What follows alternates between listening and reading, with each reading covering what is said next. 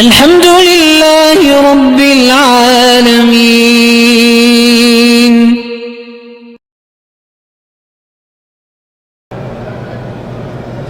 قومی بچت والے 1,00,000 کا 1300 روپے ماہانہ منافع دیتے ہیں. فتویٰ بھی اللہ والے مجھے نہیں پتا، جب تک ان کی پوری پالیسی نہ پڑھی جائے آدمی بات نہیں کر سکتا. دعوت کے کام میں دل نہیں لگتا، استغفار کرو، اب شیطان دھوکہ دے رہا ہے تمہیں.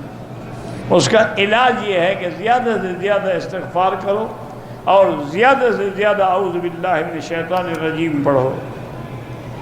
اگر طواف کرتے ہوئے ایک اشارہ بھول گئے کچھ بھی نہیں ہوتا.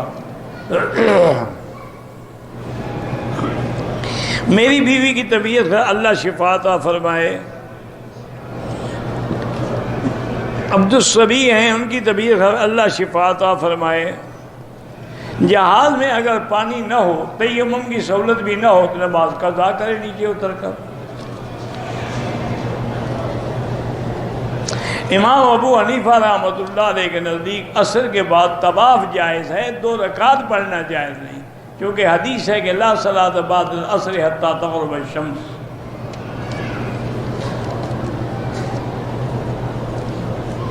ایک آدمی نے عمرہ کیا، طواف کیا، صفا کیا، کپڑے پہن لیے، 5 گھنٹے کے بعد حل کرایا، دم پڑ گئی. طواف کے بعد جو 2 رکعت ہیں وہ واجب ہیں.